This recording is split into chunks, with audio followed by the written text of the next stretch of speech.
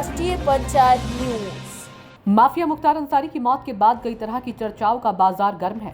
इसमें मुख्तार की संपत्ति को लेकर भी कई तरह की बातें कही जा रही है।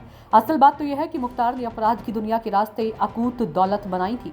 हकीकत तो यह है कि मुख्तार अंसारी ने गाजीपुर मऊ से लेकर लखनऊ दिल्ली तक बेशुमार संपत्तियां बनाई। लेकिन हैरान करने वाली बात तो यह है कि जो मुख्तार लाखों करोड़ों का मालिक था, उसके पास सिर्फ एक बैंक खाता था, जबकि उसकी पत्नी के 3-3 बैंकों में खाते थे। मुख्तार अंसारी ने अपना आखिरी विधानसभा चुनाव वर्ष 2017 में लड़ा था। उस समय दिए गए हलफनामे में मुख्तार अंसारी ने बताया था कि उसका सिर्फ एक बैंक अकाउंट है, जबकि उसकी पत्नी के खाते 3 बैंकों में हैं। मुख्तार ने अपना खाता एसबीआई में खोल रखा था, जबकि पत्नी के खाते एसबीआई के साथ साथ स्टैंडर्ड चार्टर्ड बैंक और एचडीएफसी बैंक में भी थे।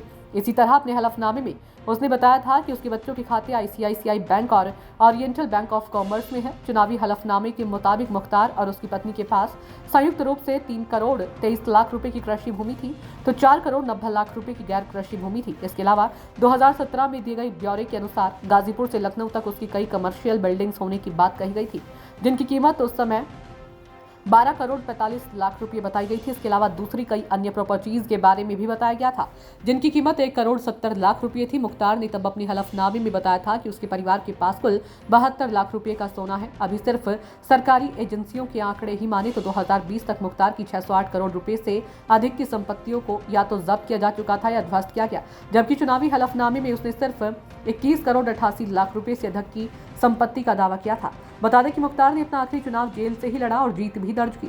इस तरह वह कुल 5 बार विधायक भी रहा। उसके पास 27 लाख से अधिक कीमत के रिवॉल्वर, बंदूक और हथियार भी थे। मुख्तार पर हत्या से लेकर कई मामले दर्ज थे। उस पर कुल 65 आपराधिक मुकदमे अलग अलग धाराओं में दर्ज थे।